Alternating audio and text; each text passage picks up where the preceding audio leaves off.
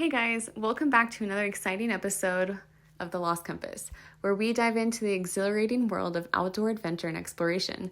Today, I have a truly special guest joining us. Corry Jones is not only an exceptional river guide based out of the stunning landscapes of Jackson Hole, Wyoming, but he's also an incredibly well-rounded athlete and adventurer. From living in the tropical paradise of Hawaii to competing on the intense show Race to Survive New Zealand, Corry has a wealth of experience and stories that I'm sure will inspire and captivate a lot of us. We're thrilled to have him on the show today and to share his journey and insights. So welcome, Corry. Welcome, everybody, to the Lost Compass. Let's get started. Yep. All right, guys. So I'm super excited to have this conversation today. I have Corry Jones with us, and we're going to dive into all the things that he's been into. But for starters, he's a river guide down in Jackson Hole, Wyoming, down on the Snake River. He's been to Hawaii. He's an adventurer. He's just an all-around outdoorsman. And he has been on the newest show off Peacock called Race to Survive. It's actually streaming on a lot of different shows there, but he's on the newest season, season 2 for New Zealand. And we're going to dive into a little bit of everything about Corry. So are you ready? Awesome. Yeah, I think I'm ready. Thank you so much. Thanks for Yeah, having me. of course. Thanks for being on. I don't want to get into the show quite yet. I kind of just want us to get to know you. So give us a little bit about your background, where you grew up, and how you got into kind of the adventure lifestyle. Yeah, absolutely. So I grew up in Long Beach, California. Yeah, I've got a big family, parents and then four younger siblings, and grew up out there in California surfing and playing volleyball and just kind of generally doing lots of, active stuff, riding bikes, running around the neighborhood. But really, yeah, my family moved to northern Utah when I was kind of in the middle of high school. And so came out to northern Utah and for the first time got exposed to rock climbing and went on a rafting trip on the Snake River when I was 17. And that's really, it just kind of went from there. I was back in guide school at 18 years old the next summer after being on the Snake River one time. Um, and it was kind of one of those things like I had I remember this guide being had traveled the world and worked rivers in Costa Rica and New Zealand and all these things, and um, I was just like blown away that that was something you could even do. And come to find out, like a couple years later, I'm at a party and my friend Joe's there and I'm talking about my first time ever rafting. I was like, oh, it was the company you worked at. And then we pieced it together that like he was my river guide when I was 17. And No uh, way. yeah, it was crazy. And he still works in town in Jackson, and he's a board member at the Snake River Fund now. And so we see each other all the time, which is cool. And I'm like, oh, he's the guy that got me into this whole kind of thing just by his example and his enthusiasm and passion for it. And I feel like that's what really kind of drew me into guiding. And then you know, 9 summers later, still pushing boats on the Snake River and loving it. Yeah, and kind of a That's bunch of other things in awesome. between. Yeah, That's super cool. And you have so many different stories, I'm sure you could share with us, like good, bad, funny, whatever it is. yeah, totally. But when like you went from Utah, um, you went on the Snake River for a little bit, just like for Mhm. fun. And then Yep. didn't you move to Hawaii for a short bit? Yeah. So I was guiding on the Snake River when I was 18. That first summer, I did a season down in Australia and New Zealand, just on a bicycle the whole time, cruising around. Came back to the Whoa. Snake River, and then moved to Hawaii. I had been out there once, and was just like, oh, that would be so cool, just kind of searching jobs, and ended up finding a listing on Craigslist of all places for just the most vague sounding thing, ocean guide, um, in Maui, Hawaii. I applied and I got a call back and ended up moving out there to work for Hawaiian Paddle Sports, which is where I met Oliver, my partner on the show. We were both sea kayaking guides out there in Maui for a season looking at the whales. And it was just one of those experiences that it's hard to even like describe. It was just such a perfect place and incredible people that we met and this amazing job. I mean, you're out there at sunrise every morning looking at humpback whales and you're like, this is what I get paid to do. Like, this is ridiculous. That's incredible. And Yeah. and you're Yeah. like, nothing beats this, you know? No, no. I What often think were about like, why did I not go back to Hawaii every winter? Like, what was I had the perfect rotation figured out, and for some reason I decided to go do other things. Like, yeah, it was but a I cool feel time. like there's still a chance to do that, you know? Totally. Yeah, yeah. I'm very lucky to have like good relationships with the owners out there at Hawaiian Paddle Sports, and I've taken them rafting on the Snake River and stuff. So it's been cool, and I've maintained that relationship over the years. Yeah. What kind of other stuff have you done in Hawaii? Like I know Hawaii is only so big, especially, you know, Maui and whatnot. But they Mhm. do have some very lush mountains, very jungly atmosphere. So did you do anything besides being on the water there? Yeah, so it's actually kind of the story of how Oliver and I became really good friends is we had heard rumors of rock climbing in Maui. And we were like, okay, like it's a volcanic island, that doesn't usually bode well for like lots of really high quality rock. But Yeah, um, we scoured the internet for information about these obscure climbing areas in Maui. Ended up finding a couple of them using like Google Maps and hearsay from friends who kind of knew something about climbing.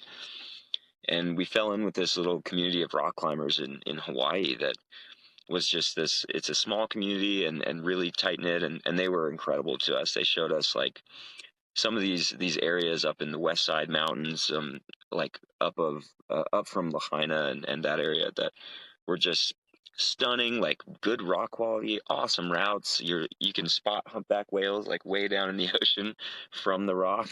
Like, that's um, incredible.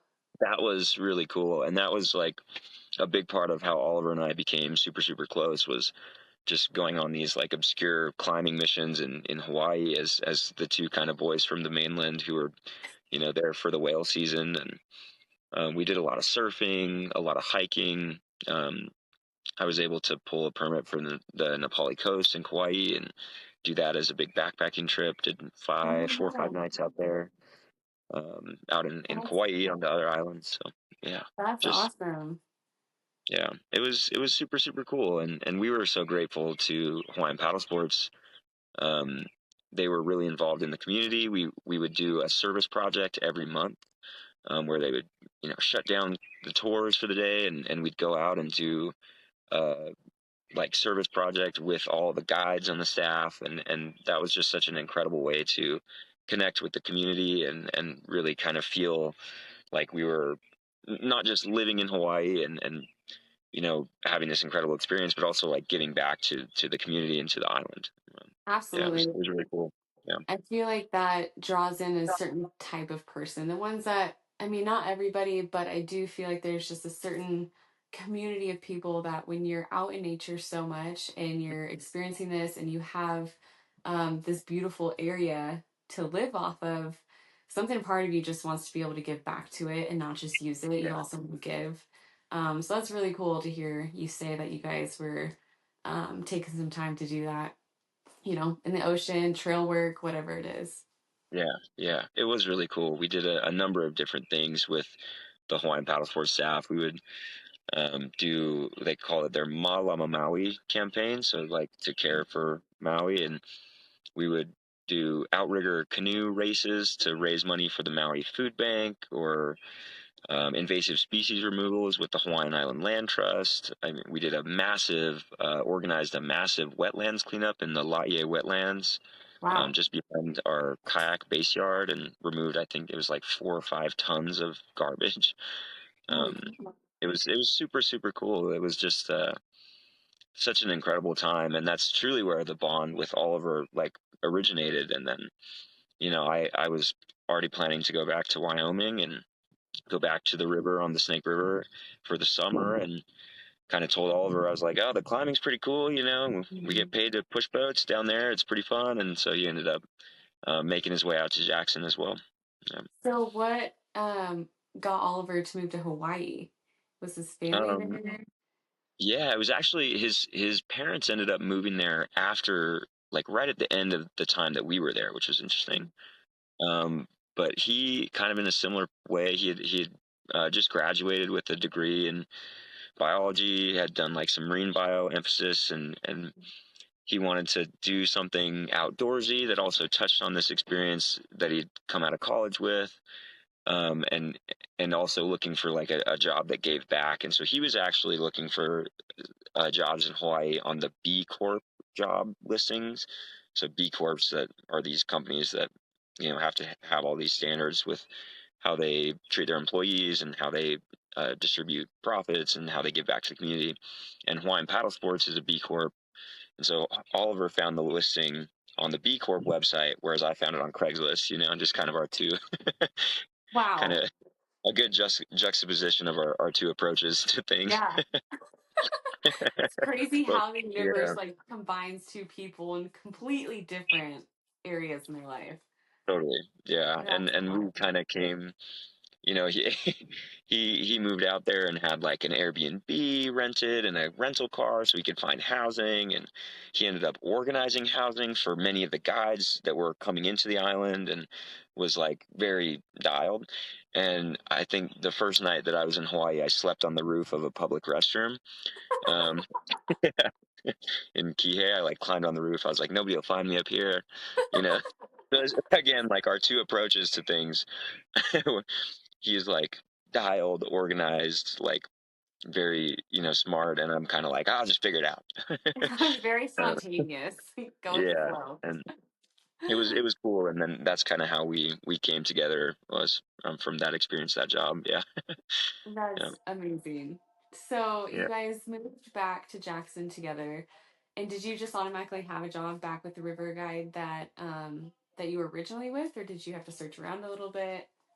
Yeah, yeah. So I was very fortunate, and this is like one of the things that I think stands out to me in my development as a guide and in the outdoor industry, was that I was hired on at a very young age, at 18, with just the most incredible mentors there in Jackson.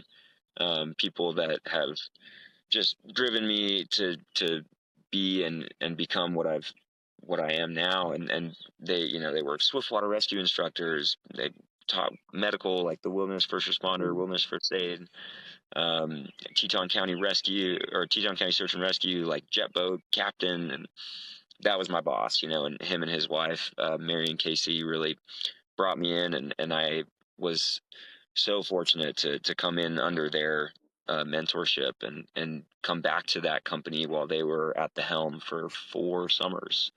Wow. Really, so and everyone that was in this rafting company, just we knew we were like, this is the place to work. And so you had staff there that had been returning for 15 years in a row.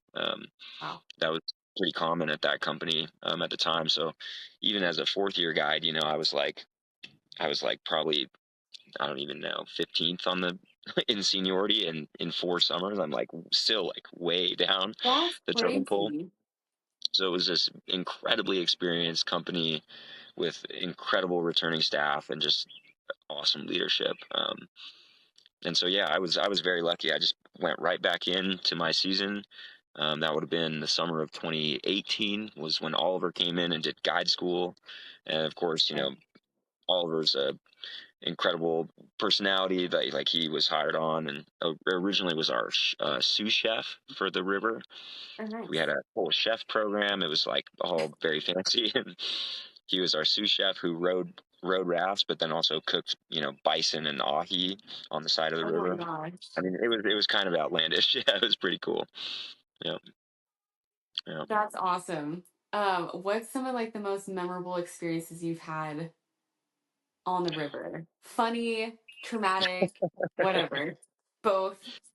Oh goodness, there's so many that come to mind. Just in the last couple years, I've started working with outfitters in South and Central America, doing expedition trips, and have Oh, cool. had anything from, I mean, like being pulled over at gunpoint on the upper Amazon by tribes in the area, and held on a beach with by the tribal Awahun people of the Upper Amazon Basin, No to way. wrangling crocodiles in Mexico on river trips with my mom, of all people. You're like, Mom, it's gonna be okay. Yeah, it's like this is not how rafting normally is. Yeah. Is that Um, her first time? that was my mom's first multi-day river trip, was in Mexico. Yeah. And Oh my God. and there was like a 13-foot crocodile that kept following the boats around, and so eventually we roped it along with our little they have these like little outboard motor boats that come with us for the first couple days. Um, and yeah, we like roped this crocodile and motored it to shore and pulled it out of the water, and kept rafting. That's like the cowboy in you going to Mexico, Yeah, right? yeah, a Don't little worry, bit. Yeah, guys. I'm from Jackson Hole. yeah. So I That's mean, hilarious. there's so many experiences like that that are just totally outlandish. But I think some of maybe my favorite trips, like I got to share a trip on the Franklin River in Tasmania, with Oliver, which is the Franklin is a very special river to me. It's my grandmother was born in Tasmania, so I have some family connection to the place, and Wow. um, some convict heritage. Convicts from Dublin getting shipped out to Tasmania, and that's how my family got there.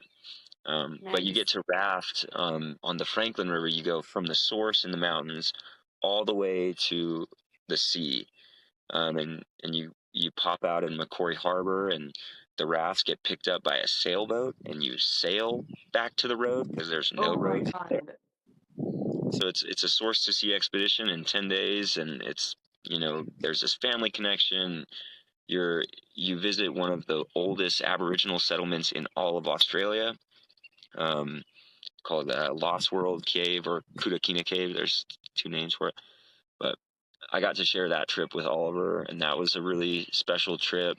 Um, just to be out there and connected with family heritage, and then also do this expedition that feels like, in a lot of ways, so complete because you start up in the mountains and end in the ocean. Yeah, Yeah, you're literally going yeah, from the top to the bottom. yeah, That I mean, that sounds really cool, especially like it's not just rafting, it's there's sailing and there's so much involved in one expedition. yeah, yeah, yeah. That's Truly amazing. a special trip there in Tasmania, and I was lucky to spend a part of my winter of 1819, a part of that winter in Tasmania, and got to guide a trip for them. So that was Okay, so is really that good. like what you do during your off season in Jackson? Is you go kind of warmer and guide? Yeah, yeah. I spent a couple seasons there. I did my initial Australia, New Zealand trip where I biked around, did the Hawaii season, did that next season where I was partially in Tasmania and partially was in Utah doing like ski industry stuff. Cool. Um, yeah, and then post pandemic, I've been a little more local. I did 2 winters in Boulder, Colorado, and then the last 2 winters I've been actually in Jackson doing some snowmobile guiding. Great. Uh, yeah, yeah. So That's really that's kind of popular in Jackson too, I yeah, imagine. Just yeah, any sort of guide. People are looking for, it's such a tourist area. People are totally. looking for like, Yeah, show me everything you've got in like 1 week. yeah, yeah. That's It's awesome. How was it it's with the snow amazing this and last year? exhausting. Yeah. This last year was a tough year. Yeah, we had very minimal snow in the beginning of the season. A lot of tours were canceled. Our Mhm. start date for the season kept getting pushed, and then typically when we have a bad start, like a lot of people will change their ski plans to go to Colorado or Utah. Um, and so we didn't see kind of the same traffic that we saw in previous winters. And it ended up being, yeah, a pretty tough season. Like we really didn't have much work, and a lot of guides were getting laid off, myself included. So it was one of those things where, there's the guiding life is definitely boom and bust, and I think if you're doing it well, you kind of have to be prepared for the times when it's famine, and, and there's not a lot of trips going out and not a lot of money to be made. Yeah. Um, but luckily for us in the summer, Jackson tends to stay very consistent in the summer. With the national park traffic, we just see so many people come through town. Um, The summers stay fairly consistent. The winters are a little more of that feast or famine. Yeah. And in Jackson, it's like you kind of gotta save up for the winter just in case, I'd imagine. Like Yeah, bills still gotta get paid. totally. Yeah, Yeah. and that's something like I've become better and better at as I've guided, longer. Is definitely being kind of prepared for that, and um, yeah, it's kind of cool. A couple of us have kind of, again, due to these mentors that we had back in the early days of my guiding, they were like, "Oh, you should be smart about this. Don't just go to the cowboy bar every night and spend all your tip money." They're like maybe think about investing. Okay. And it's I'm like 18, and I'm like that's ridiculous. I'm gonna just ride a bike around in New Zealand and whatever. Yep. But as I've gotten older, I've been better about that side of things, and even recently, kind of, it's been a passion of mine to help other river guides start a brokerage and an IRA. And here's what the S&P 500 is. Just very simple, but But people don't yeah, know it. Like totally. And you don't know it unless you know it. you're not prepared for that kind of stuff. Like in, I think in traditional college or by, or certainly not by being a raft guide. But it's been cool. I've helped a couple of the guides at our company, and roommates open brokerages and IRAs, and it's been really awesome to see kind of that side of like, hey, you can be a river guide and you can drink beer and get a tan, or you can Yeah. be a river guide and like kind of be a professional and make it into, I'll use air quotes, but a career, if you will. Yeah. Yeah. Air Yeah, quotes not necessary. Like everybody needs a job. I feel like the idea of career is kind of gone. Like people of this day and age aren't staying with their company for their entire life right out of high school. yeah, It's true. okay to move around. And I think that's awesome. Now you're becoming their mentor and saying, okay, like, okay, you can do this for long term and still be very beneficial, still like set yourself up for success later.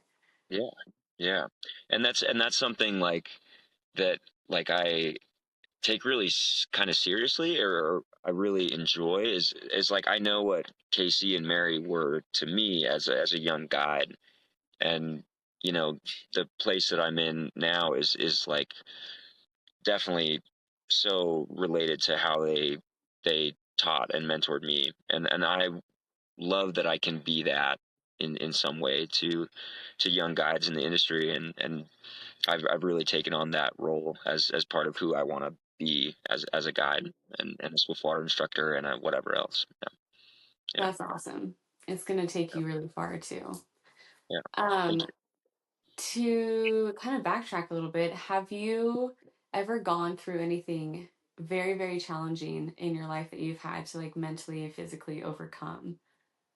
you. Yeah, I mean, definitely like there's been experiences like um on the water that I can think of. I mean, being a young kid, I was like raised in the Mormon LDS church, and that was something I held really dear and wanted to. I went to BYU for the year of college I did, and wanted to do kind of that whole traditional path, and just ended up finding that it didn't sit super well with me and some of the things that I kind of believe, and leaving that path to then go to this direction was something that was super difficult. Um, it felt like I was risking, social and family relationships, and that was really hard at the time. And I think it was definitely like a kind of transformative experience for me to take that step and say, hey, I'm gonna leave this path that I think most of my family and friends were expecting me to follow at the time, and kind of start carving out this kind of unknown path of like, I'm gonna be a guide and then see what that feels like and go from there. And okay, this feels good, now I'm gonna keep doing it and keep doing it. Yeah. uh, that was a big one, yeah. And then kind of early on in that guiding transition, when I was a second year guide in 2017, I was 19 years old. I was on a commercial float on the scenic section in Jackson, and ended up finding a fisherman who had drowned, Mhm. and and ended up being kind of the first responder on the scene. Pulled this guy out of the water, and started working on doing CPR, and tried my best to revive him. Um, but unfortunately, he had passed away. I didn't know at the time, but I pulled him out about 6 miles downstream where he had actually gone in. Mm. He'd been down for 45 minutes or so. So um, yeah, so it was definitely an experience. Like, as an 18-year-old, like, oh, I'm guiding, I'm on the river, I've just like found this new community, and then suddenly it was like, oh, this is real. Boom, like, Yeah. yeah, this is not just fun and low water and splashing. Like, this is kind of serious, and there's serious things can happen out there. And Hmm. um, that was a bit of a wake up call. And again, I was very lucky to be surrounded by people with tons of experience, and these incredible mentors that helped me through that experience. But it was something that kind of stuck with me as a young guy, and I think is why I have pursued some of like the medical certifications, the rope rescue, the swiftwater rescue, like is partially because I was exposed to that side of this guiding world, like, very, very young. Yeah, I Yeah, think people definitely don't like people underestimate the powers of the water. And there's so many stories that totally. you hear from the snake. Like my husband's father, everybody floats the river, right? But they have Yeah, those little eddies and you can't see them necessarily. You can kind of see them, but if you're not paying attention, and he was on a paddleboard and he just went under like really fast and yeah, like you have to be so careful. And I don't know honestly how people drink all the time on those things yeah, because I don't know, yeah. like your life can just go like that. It's It's risky. pretty wild. I mean, last year was the Teton County Search and Rescue really kind of put out lots of like media. They had this big media push, like, nobody's going to drown on 4th of July, because that has been like a pattern, like, Oh. year after year after year, is that on 4th of July, people come out to the river, they're not wearing life jackets, they're drinking, Mhm. and they're on some of these scenic sections, which are easier to a point. Like, there's different hazards on the scenic with gravel bars and trees and Right. that kind of thing. Um, but yeah, there were a couple years in a row where somebody would drown on 4th of July, just Hmm. pretty regularly. Hmm. We're coming up on that. That's right around the corner, and, I'm Yeah. gonna be working out there on the river, and it's always like, this is the day. Like, Yeah. keep on your toes. Oh, Yeah, that's kind of yeah, like a weird PTSD anticipation. yeah, Like, especially for everybody else, it's like celebrating America. For you guys, it's more like, okay, don't let anybody die today, you yeah. know? What's gonna Oh, happen? Yeah, yeah, totally. it's not gonna happen, guys. And Yeah, well, thank I, you for being out there. And like, I mean, yeah, technically, thank you for your service. It's a huge role and we need you. So, yeah. It's been. I mean, even literally yesterday on the river. I was out on a commercial trip on the Whitewater and came through the big rapid at mile 5 and looked downstream, and there was like a boat and a kayak pulled over, and then two young kids on the rock in their maybe oh early God. 20s. One of them's laying down and not moving. And I was like, oh, like, what's going on here? And I kind of gave are you okay? And the kayaker, I'm like hollering over to him, like, are you all right? The kayaker looks back. He gives me like a quick, like, yeah, we're okay. And then he looks and he's like, actually, gives me one of these. And then the guy looks and he goes, oh, Corry, yeah, come here. And it's my boss from the Swiftwater Safety Institute, the owner of SSI. So he's who I teach Swiftwater Rescue for as an independent contractor. And I'm like, oh, Riley, like, what's going on? What's going on? And he's like, these kids just swam across the river without life jackets. And on the way back, they went through the lunch counter, and this kid's like, he's unconscious, unresponsive, um, Why would they on the say they rock. were okay? And so he was like, what Riley was doing is he's like, he's the owner of SI. Like, if there's anybody out there who can respond to this, he's the guy, right? So Hmm. he's like, oh, like we're good, we're good. And then when Right. he turned around and saw it was me, one of his instructors, he's like, oh, actually, yeah, come here. Yeah. Um, yeah, so I push in there. I signaled to my crew, hey guys, like let's hit over here. And the two gals I'm working with like pull their boats into the eddies right next to me, and this kid is like just come awake and is just vomiting everywhere. Ooh. Like he's sucked up a ton of water, and um, yeah, and we're like, okay, like we need to get an egress. Like he's can't move. Like we get on the radio with the office, we call an ambulance, we get an ambulance coming. Um, Luckily he didn't have any of the pink foamy discharge that you get in drownings. We didn't see any of that, which was good, but he was definitely vomiting up tons of water, barely could even like keep his eyes open. I mean, just exhausted. So we end up lifting him into my raft and put him in there, and he doesn't have a life jacket. He doesn't have shoes. He's in his underwear, like, Yeah. and I've got my just like two nice little families from Florida and Ohio, just like just sitting in the boat with me. They're like, And I'm like, uh, guys, you're gonna help me out with this rescue. Thanks so much. Like you might be late for your dinner plans. Sorry about that. yeah. I'm And we, like, I would hope yeah, that they'd be like, yeah, yeah, change of plans. Let's do this. This is just yeah. as exciting in a different way. Yeah. No, they were awesome. And everyone on the trip, not just my boat, but everyone on that bus yesterday was excellent. And we ended up rafting him down about a quarter mile or so to the next egress point, and then myself and Riley, the owner of the Swiftwater Safety Institute, my other boss, and his two friends that were on the raft, we kind of carried this guy up to the road there at the end of this egress trail where we had an ambulance waiting. And Oh, I mean wow. that was just yesterday. That's a Sunday at work.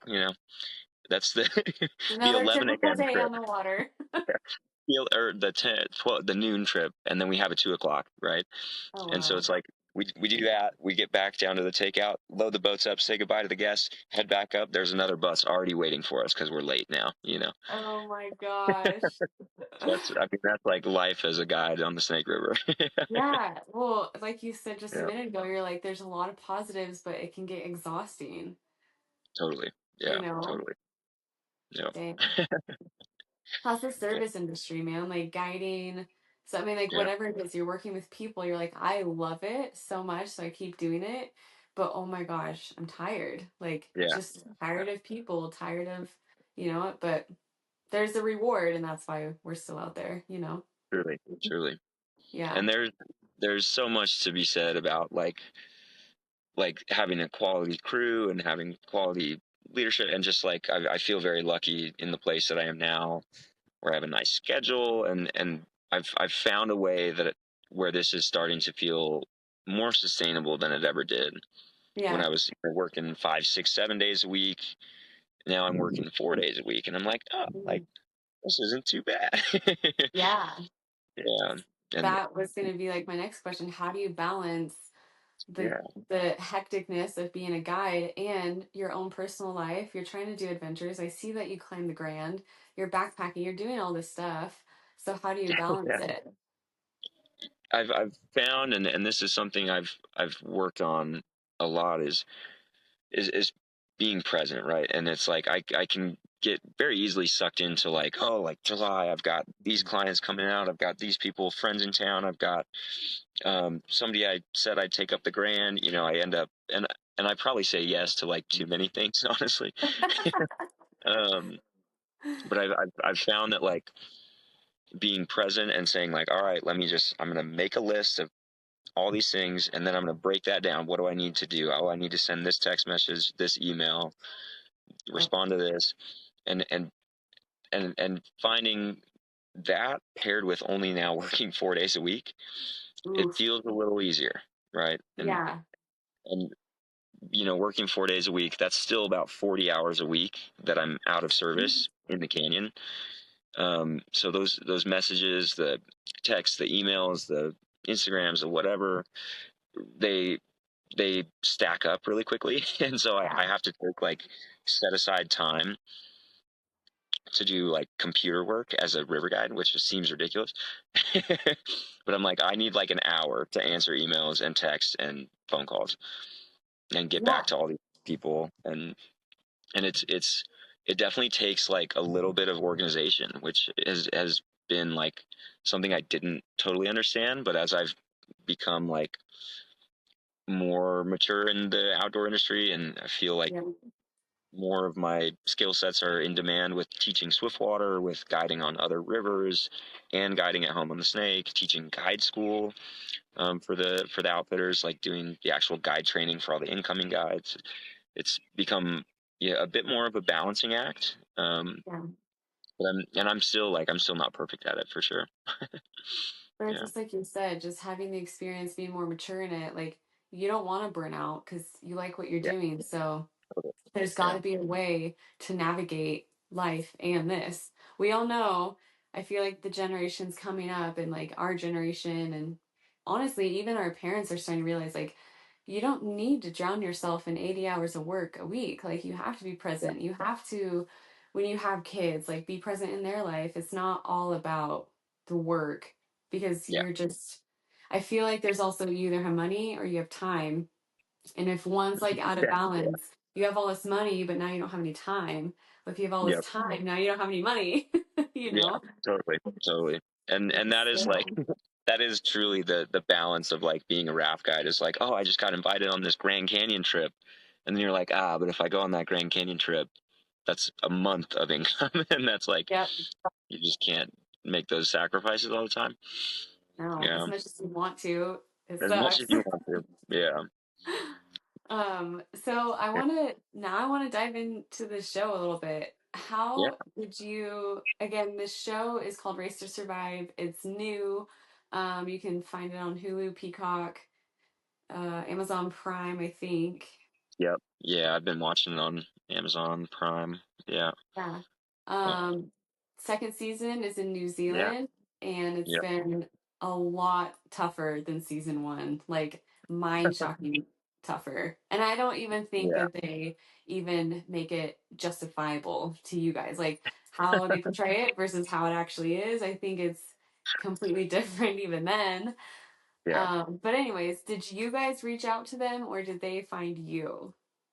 So this was an interesting one. Oliver and I initially applied for a totally different project that was meant to be kind of only adventure racing, no survival, um, and yeah, it was this whole other thing. And actually, a handful of the teams on this season of Race to Survive, I think there was 3 or 4 teams.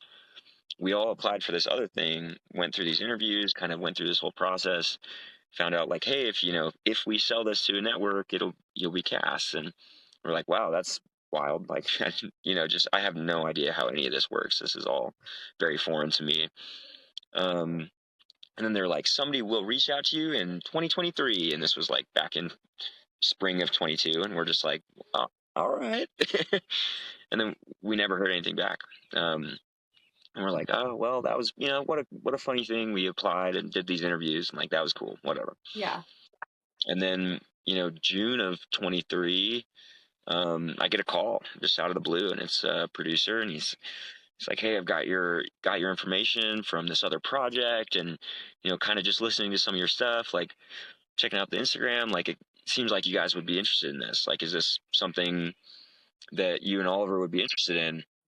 And I'm like, yeah, okay. Like I hadn't seen the first season yet, but I was like, all right, like this seems, like it seems kind of cool. Like let me go watch the first season, and but yeah, like definitely like mark me down as interested. And he's like, all right, cool, cool. Like I'll give Oliver a call, and I'm like, no, you're on speaker. Oliver's right here. We had just gotten done boating like up in the Teton Wilderness. We'd done like a pack rafting trip up there, and Oh my um, God. paddled the Buffalo Fork, and we're driving home, and I'm getting this phone call, and I'm like, no, Oliver's in shotgun. Like, yeah, he's good too. Like, yeah.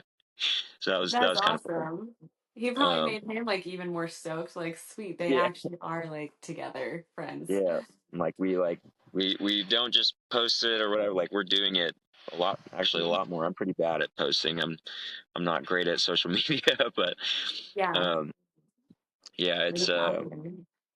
yeah, it was really cool. And so that's kind of how we got in, and same kind of process, do all the interviews and all the things, and then eventually it was in person, and So yeah, it was a really kind of fascinating process as a very much an outsider to that kind of thing. I was really intrigued by just how it all happens. Yeah, That's awesome. yeah, Sorry. Trying to like balance podcast and family and noise and you're stuff. good. Yeah, I've got the my parents' dog sitting right here. Oh, Yeah, what kind of dog is it? she's like a Aussie Border Collie mix, and just the My cutest, favorite. ugliest thing. She's got I like have an, a. a ridiculous underbite. Yeah, They all have their cute personalities. yeah, yeah. So how was the show experience? Like, what did you think it was going to be like versus how it actually was? And just give us kind of a little layout of it. I mean, it was truly, it was difficult. It was like we came off the first race, and many of the teams were like, "Wow, we just did the entire first season in race one." So Yeah. that was kind of the feeling around camp was like, "Wow, they stepped it up big time." Yeah. And yeah, it was. I mean, there were parts of it that like I was so impressed with the racing and how genuine that experience was and how much they let us do in the racing. Of course, like some of the production, I think limits, you know, how real the survival can be, maybe. And that was something that I didn't I didn't know what to expect totally coming into it, but so much of this is we're out there to make TV first of all, Mhm. and secondly we're out there to like race and survive. Yeah. I would say even maybe secondly we were there to race, and thirdly we were there to actually survive and eat anything. Anything you Um, can get your hands on.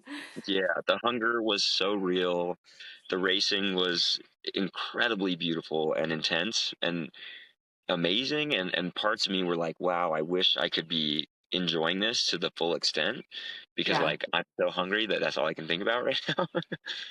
um That's what I was thinking. I'm like, I wonder if they're even paying attention to like the beauty around them. Like you see some shots where they're like, wow, this is so pretty. But you're also like, I think I've seen you do marathons and stuff like that. You're in race mode. So you're yeah, like very kind of tunnel visioned on yeah, the goal and the mission at hand. And especially if hunger is in the mix of it. Like, I don't know if you get yeah. hangry, but there's that element. I didn't think, like, I don't get hangry in a day or really in 5 days, but it turns out 20 days in I'm ready. I can get hangry. I get hangry in like 3 hours. Yeah, yeah. It was a funny thing to like see. Like we talked about, like, wow, like I feel like my brain is not working the same. Mhm.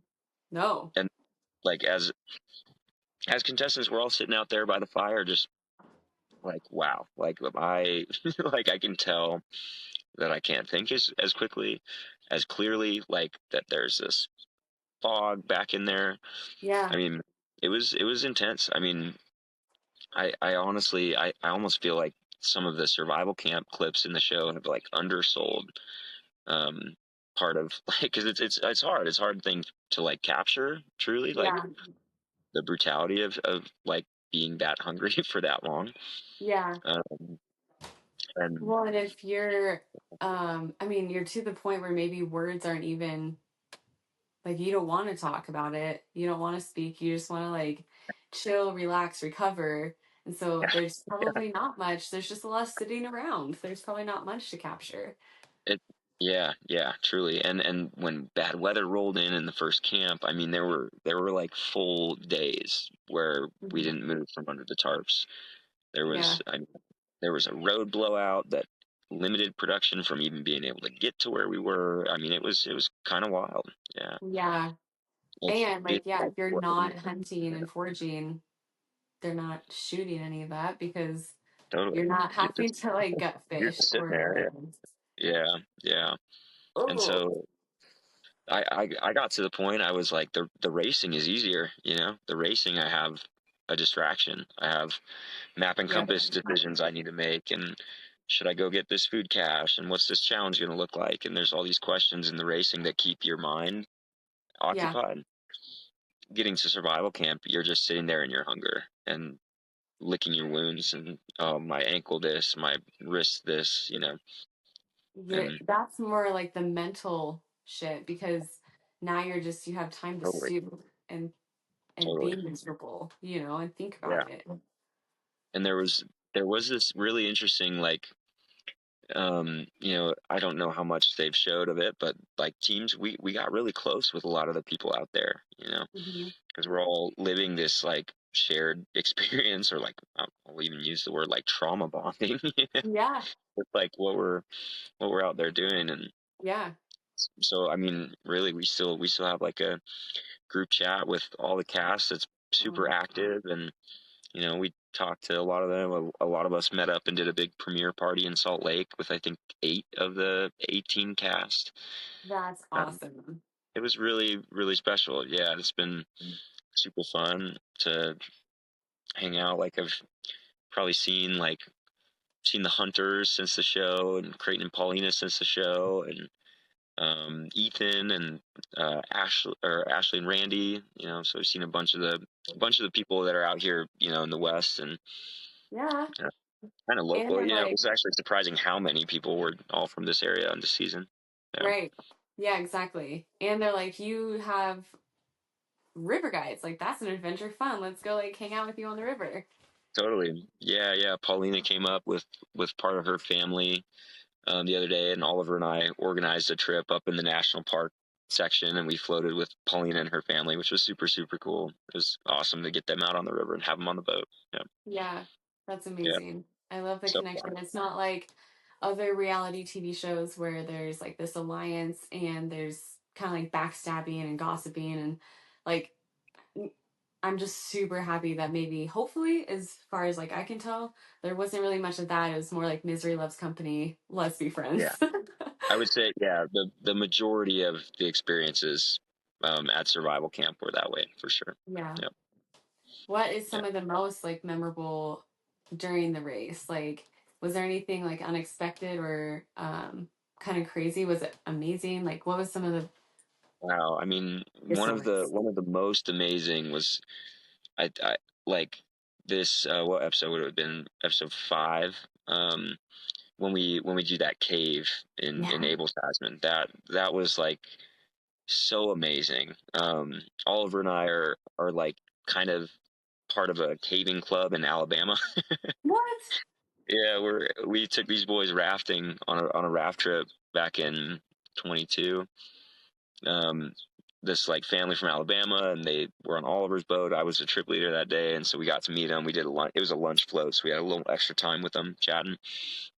And we've been back to Alabama to go caving with them, and so when we had used like all this caving equipment specific before in Alabama, and we'd done some like technical, multi-drop caves, ascend back out. And so when we got like invited to essentially do what they call a pull down trip, or a pull down trip, where you pull your ropes and you actually like go in one side, out the other side, Oh, cool. with different style of cave than like a pit where you just descend in, go as far as you can, then come back out. This is like a full like pull through, pull down trip, um, where you go in and out from a different exit.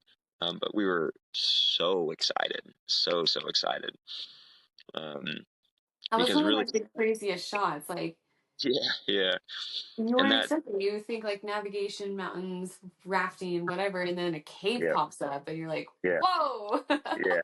And I think for a lot of us in the cast, that was like one of the true highlights of the experience, was being able to do this cave. And I mean, the New Zealand rigging team was just telling us like how special this experience was, like, and because a lot of caving is like, in caving world, it's it can be pretty secretive, like among cavers, like they keep their information to themselves. So to be able to go out there as guests into the country in New Zealand, and to be like essentially handed this incredible experience, where they've done all the footwork to get us to be able to go through the cave, was so special and so cool. Um, and that initial entry drop is 183 meters, 600-foot drop straight down on like free hanging, 183-meter free hanging rappel into the initial pit, and then go through the rest of the cave. I mean, it was Again, does not do pretty justice. spectacular. Yeah, Like yeah. I mean, amazing. you've And done it Oliver with and your I. brand. Oh, sorry, go ahead. Mhm. Oh, you're good. Oliver and I just we talk about this, I think, on the show, but it felt like so many of the episodes were this culmination of like everything that Oliver and I have done together, which is like the rafting, the sea kayaking. We race the sea kayaks.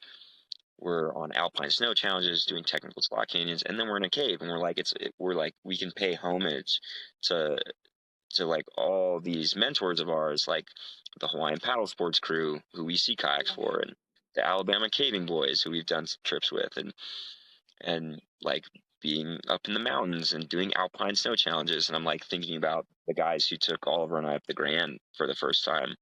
Yeah. Um, a mentor and river guide, Ben Callahan, who's like search and rescue down in Zion National Park, and brought Oliver and I up the Grand when we were young bucks, and then we're out there in New Zealand, like doing it and doing it really well. It was really cool, really special. Yeah, I love to hear your gratitude from all this. yeah, Like you're very much paying attention. Maybe it's more of a reflection, but it sounds like you felt it in the moment too. yeah, Amongst the hunger, amongst the tiredness of racing, amongst the yeah. pain of like your whole body, Hmm. and you're still being like, wow, because of all these people, I know how to do this. Or like, Yeah, yeah. it's and I love seeing that. That's It really, really cool. it was so fun, and Oliver and I tried to do this a handful of times, but we know one of them made it in the final cut. But right as we start to rappel into the cave, you'll hear me say this little ism. It's here, we're here, let's do it. And that's something that the Alabama Caving Club says about all like on all their trips. That's like one of their little like inside kind of group sayings that they use is it's here, we're here, let's do it.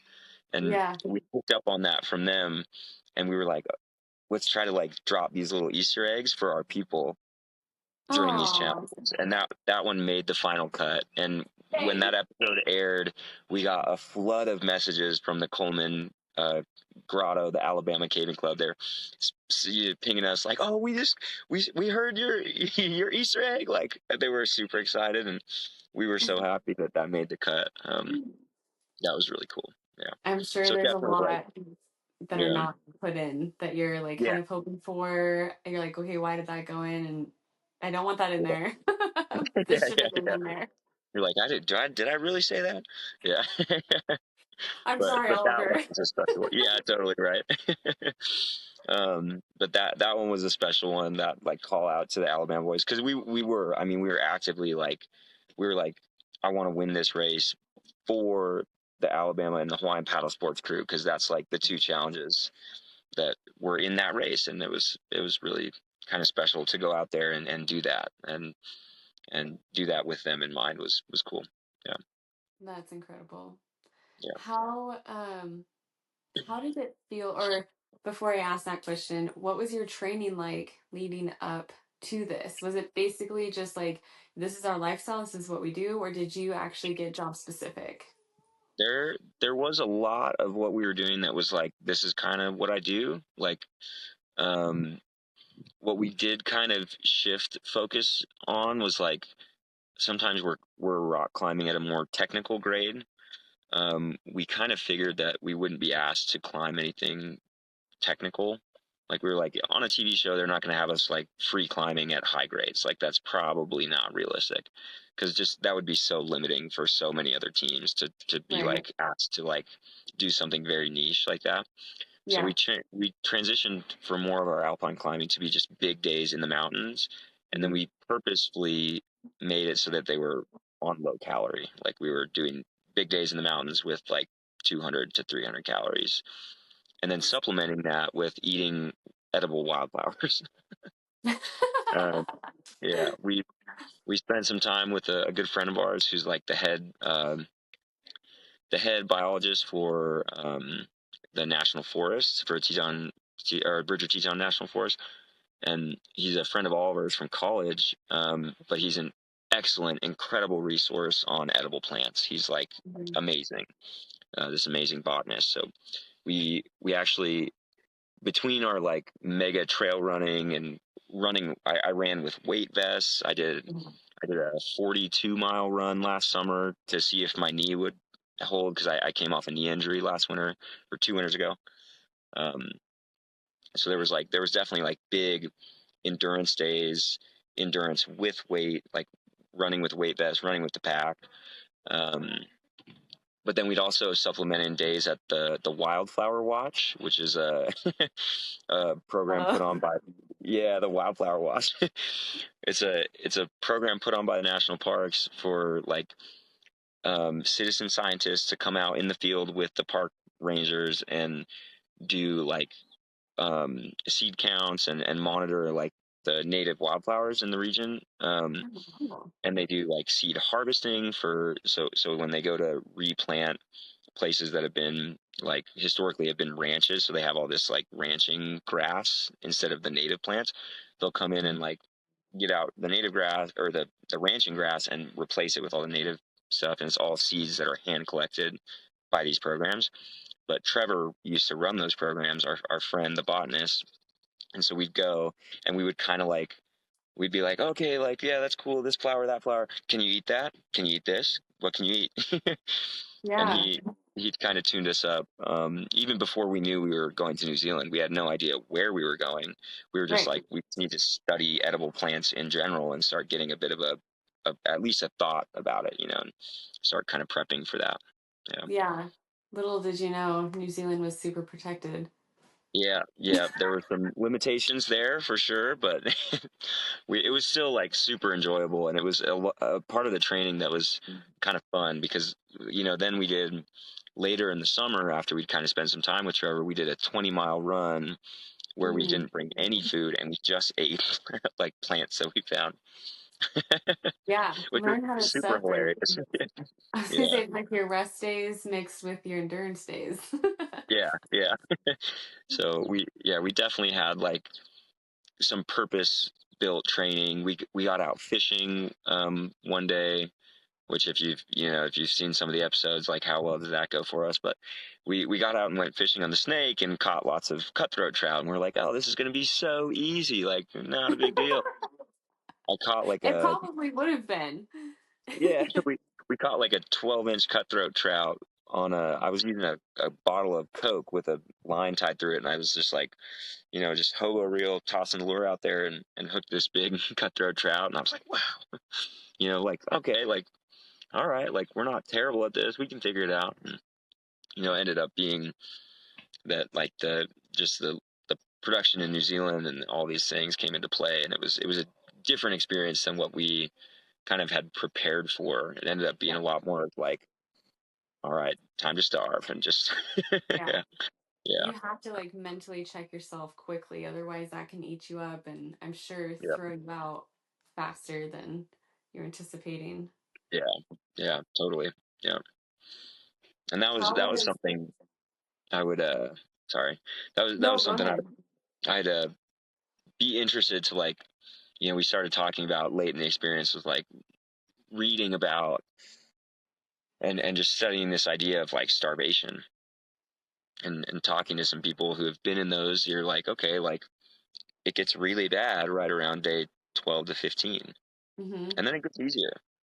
And then it gets really bad again, like in the late 30s, late 30 days. Like, and it was really interesting to kind of hear that from other people who had been in these kind of extreme situations before, and reflect on our own experience and say, wow, it did get really intense around day 12, 15. That's probably when I was the most hangry. And then Yeah. it get a little easier, like later in the experience, like around, the mid 20s or whatever it was. Mhm. Mid 20 days in, it was easier to cope with the hunger a little bit at points. Yeah. And then But it got hard again. And it was interesting, that experience, how it fluctuated. It felt, yeah, yeah, Hmm. Do you feel like it messed with your metabolism at all after? 100%. Yeah. I know I came in around 160 some odd. I left just in the high 130s, like I was like 139 when I left the experience. And then when I was in Mexico on a expedition trip rafting this like December, like after we got back, um, I was like 190 pounds. Like my metabolism died. I was the heaviest I've ever been. I was like all chubby cheeks, like had a pretty good Oh gut on me. God. Um, yeah, so my metabolism definitely like totally turned off. I was like, yeah, I had it took work to like restart the metabolism and get back to like a normal like functional weight and feeling like I could, get up in the mountains again. Like that took time. Yeah. Yeah. Yeah. And you're probably like mentally like, what the hell? I'm Yeah. usually so athletic, so Yeah. capable, and this is really hard. It was really funny. There's some pictures of me in Mexico where it's like I'm like generally fit, like arms look normal, legs look normal, and there's just like this funny little gut that's just like it's like definitely weird looking. Was that the But I same for mean, I know I everybody? wasn't. I know, yeah, I was gonna say I know I wasn't the only one that had like weird metabolism. I know like I've heard from Paulina and Randy that they've had like gluten intolerance Mhm. since the show, because you go like with such a limited diet for so long that Yeah. they've had like gluten intolerances flare up. Um, yeah, so it's been really interesting, and I know a lot of us had like we had to take serious time to just like feel emotionally stable again after the show, because it's such an emotional experience as well as a physical experience to be deprived of food, and then you eat that. I mean, we saw it. If you saw that episode of Nick and Kennedy Yeah. where they finally get the food after 9 days, and Yeah. and Nick takes a bite of that OSM bar, and it's just like elation. I mean, it's like a full body experience chemically.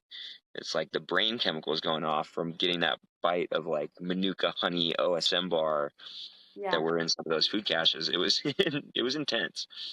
And then Yeah. like the the stress, the cortisol, and the adrenaline of the racing and having the camera in your face and making these decisions was really, your high highs and low lows in that experience. And um, to like then come back from that and suddenly just be like sitting on the couch at home, you're like, whoa, like, whoa.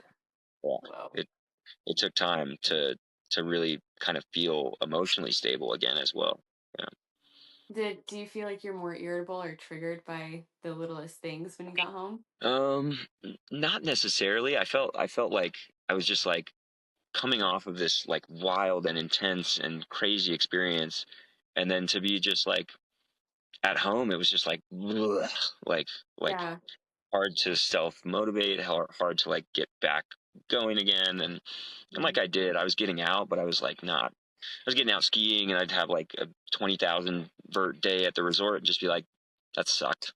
I'd just be like, I'm like just like like whatever.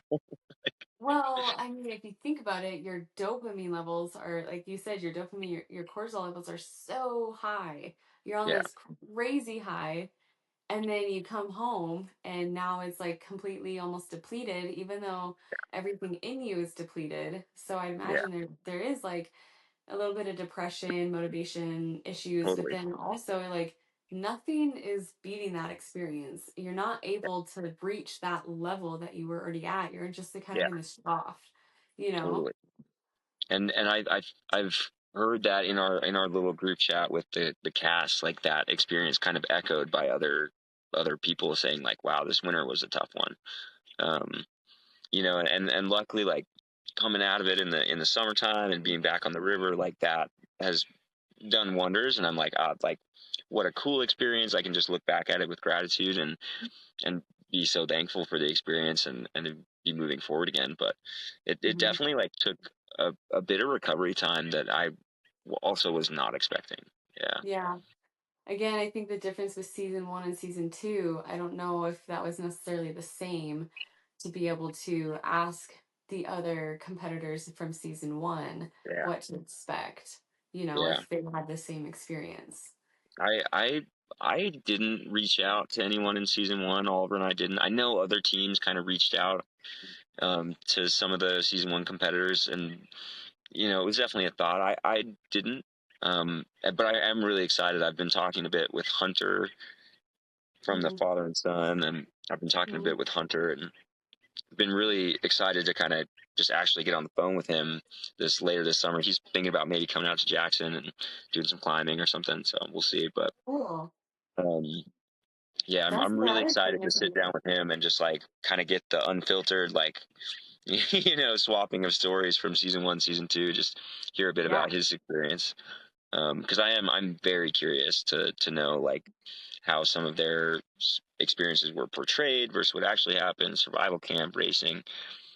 Yeah, I mhm, think it's definitely they they got to make their show, and so they edit and trim and make things. They're fitting a 40-day experience into 400 minutes or whatever it ends up being. So literally. Yeah. yeah, And was it actually 40 days, even though you guys were at survival camp for a little bit longer, sometimes with weather? honestly, I didn't keep track. Yeah. Um, so I'm not totally sure. And right, it's meant to be 40 days from very beginning to very end, and with some of the episodes not being out, I can't disclose Sure. my length of time. But Totally. it was interesting. Like I lost track somewhere in the 20s of like even what day it was. Like I was trying to be good about that and be like, oh, we were in this camp for this many and this race that many, and Yeah, I don't know. I feel like maybe that part isn't as necessary to try to um figure out, because once you're like hungry and whatever, I think it yeah, could be a bonus to just lose track. Like now you're just surviving. That's the only thing. When it's yeah. done, it's done. You don't have to think about numbers and like Yeah. how many days has it been, and yeah, and there's definitely been stuff that's been combined and moved around. And it makes sense. They have to do they have to make it like a consumable piece of material, right? And so Hmm. there's things get moved in, added in, left out, whatever it is. But it's been really enjoyable for me to just see that process kind of come to life, and you know it was cool. My dad was like, they're gonna put in, they're gonna catch entirely more than you want them to, and you're gonna be like, how did I can't believe I said that. I can't believe they got that. And they're also gonna leave out entirely more than you want to, Hmm. where you're like, how did they miss that? How did they miss Yeah. this? And very much like that's been true. Like they Yeah, but overall, I think we've gotten a pretty, I think a fair recounting of our experience out there. Yeah, I do love that you guys and even the hunters, Bronson. Bronson and Ryan. Yeah. Yep. I love that you guys are a little bit more just like even keel. Um, I mean, it's pretty level headed. There's nothing crazy or dramatic. You guys are just kind of like there to get the job done, you know, Yeah. not no drama. I like it. Yeah. Um, would you do it again? I think I would. Yeah. The because they wouldn't have it in New Zealand if they did it again. That's true. It'd Like, be a completely different experience. yeah, and like truly the racing was so top notch, and the people in the production were so incredible. Like our race shooter, our cameraman. I mean, our safeties, the other shooters, the other producers in the field. Like it was such an incredible experience to meet them, and also to like push ourselves to a place that I've never been to. Like it was cool, like no doubt. And I think like having done it once, you would be more likely to be prepared, just for the entirety of the experience, right? Yeah, And I think we obviously prepared really well for the racing, and even for the navigation. I think we've really done well at that, and um, I think going and doing it again would be a really cool experience to come in and say, okay, like I think I'm prepared for this, in its entirety. You know, Yeah. it'd be cool. I just like thought of this as you were speaking. If they did like maybe 6 or 7 seasons and they took the Mhm. winners from each season and they made you guys do like an ultra race. Yeah, it would be really cool to see like yeah, some kind of, I don't know, like I feel like they've done that on Survivor, where they Oh get like yeah. the villains and heroes, or whatever they would want to do with that. I think that could be a really cool experience to take like some of the teams that are pretty dominant in the racing, and Mhm. see what that would look like, because we were pretty curious to know how we would have stacked up against the Alaska boys, from season one. We were like, oh, I wonder how fast they actually were. True. And like you um, said, like that doesn't justify how things are actually going. So like it's hard to say like what they're actually going through, how yeah, fast they are, things like that. yeah, But that would be very interesting. I've heard that a few times, um, the difference between the seasons with the yeah, Alaskan boys and whatnot, but not to play them down whatsoever. I think they're really tough and yeah, they're just quiet. totally. They Yeah. seemed like super tough, no nonsense. Definitely like knew how to just put their heads down and work. And Um, work. Yeah. and it was super cool. When we met our shooter producer, we found out he's from Alaska, and we're like, oh, you're from Alaska. Like, did you work on season one? Yeah, and he did, and we're like, oh, like which team did you race with? And he was like, the Alaska boys. And we're like, okay, like cool. So we got to like um race with the same shooter producer that they raced Mhm. with, and that was like a pretty cool experience. And we kept kind of bugging him like, oh, do you think we could get him? Like you race with both of us now. Yeah. So Yeah. now, yeah, I do want to know what that would look like, because Josh didn't give us a full answer on who he thought was faster, but it'd be Yeah. cool. Be cool to see. I'm Yeah. sure they can't really say much at all. Yeah. Yeah. Um, I cannot believe it's already been like an hour and 15, hour, 11 Yeah. Oh, minutes. there it I is. feel Yeah. like I Like could that. do like another full hour with you. Thank you. Um, It's been super fun. yeah, Yeah. you're a great talker. You should do this more often, is all I have to say. Thank you. Thank you. Thank you. I think I get practice talking to my rafts every day, just interacting with people on the rafts, asking questions. And so I get some Yeah, practice, even if it's not that's podcast. true. Yeah. That's very true.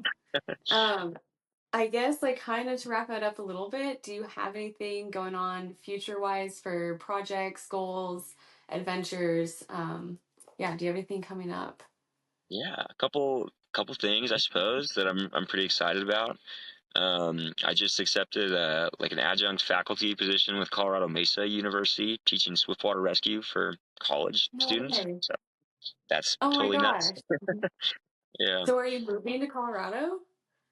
So it's just a early start fall semester class. So I'll be down there for a couple weeks in August, just teaching Swiftwater for the college. But I'm like kind of excited. It's something novel that I've never really done, and I've taught Yeah. Swiftwater tons, but as a like college class, it's going to be a little interesting, a little different. So I'm prepping for that this week. That's why I'm here in Utah with my family, and my mom used to teach in college, so I'm going to sit down with her and kind of draw out a syllabus, but tweak it all for Swiftwater rescue. And Oh my kind of goofy, gosh. but that's going to be That's really amazing. fun. So yeah, I'm excited, and it's cool because it's just something like I can go in, I can kind of set the dates and put out the information for the students, and I have the outdoor program to use all their resources and gear, and I think it's going to be a really fun class. So I'm getting excited for that. And then I'll be kind of back to Jackson through September, and then end of September I'm heading to Zambia, to the Zambezi River. So I've lined up a handful of trips that I'm going to be guiding on the Zambezi, multi-day trips, doing 12-day expedition from above Victoria Falls, past the falls, and then 7 days of the big whitewater, the big class 4-5 whitewater in the Batoka Gorge. So I'm going to be doing a couple trips out there on the Zambezi, and one of them is going to be all Salt Lake and Jackson friends of mine. So I'm really The excited. Zambia part. Where's Zambia at? Tell me a little bit more about that. Yeah, yeah. So really excited. I'm heading out. It'll be I'll probably get to Zambia, to Livingston, Zambia on October 1st. So Mhm. kind of South Central Africa, um, and the Zambezi River forms the border of Zambia to the north and Zimbabwe to the south. So when you float the river, Zambia is your river left side, Zimbabwe is the river right hand. Oh, cool. Um, Pretty cool. So heading out there with the outfitter that I work with in Central and South America, Sierra Rios. They also run trips on the Zambezi. So I'll be guiding an expedition, a 12-day trip down the Zambezi on October 4th. And then I've got like a week off, and then I'm guiding another 12-day on October 23rd, which should be mostly just friends and other river guides from Jackson, Salt Lake, and Idaho. A bunch of friends coming out for that trip. Oh my Um, gosh.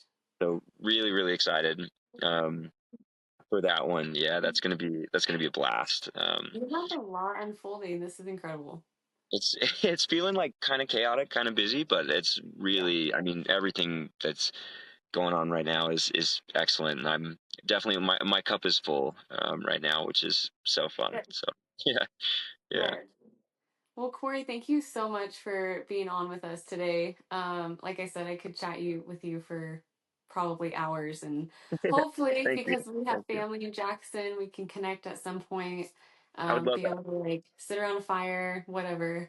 Yeah, It'd be cool to like unravel some stories. that would be so much fun. I would love that. If you're ever up in Jackson, definitely let me know. Um, Yeah. but yeah, thank you so much for having me. This has been really cool. Yeah. Where can people find you if they want to follow you, book tours, that kind of stuff? Yeah, yeah. So I'm semi-active. I'm not the best at it, but on Instagram at River Guide Corey, and that's probably the easiest. And then for booking tours with like Sierra Rios, that's sierrarios.org. Their website. It's a little old school, but they have some really cool stuff. And then Yeah. at the Swiftwater Safety Institute. So that's where I teach those classes. So between those, you can find me pretty easy. Yeah. Right Um, on. yeah. Right on. Well, thank you again, Corry. It's been a pleasure. And Absolutely. okay, prayers that nobody dies on the 4th of July. But Thank you. Yeah. yeah. Crossing fingers. Yeah, for another 2 years in a row. That'd be pretty solid. We keep it clean out there. Yeah. Awesome. Good. Well, I hope you have a wonderful rest of your week, and Cool. we'll talk to you soon. Thank you so much. Bye. Bye. Thank you for tuning in to today's episode of The Lost Compass. I hope you enjoyed my conversation with Corry Jones, whose passion for adventure and the outdoors is truly inspiring. From guiding thrilling river rafting trips in Jackson Hole to his unforgettable experience on Race to Survive New Zealand, Corry has shared incredible insights and stories that remind us the beauty and excitement of the natural world. If you're looking to embark on your own adventures or pursue a career in outdoor guiding, let Corry's journey motivate you to dive in with enthusiasm and courage. Thank you again, Corry, for joining us, and thank you to our listeners for your continued support. Until next time, stay adventurous and keep exploring.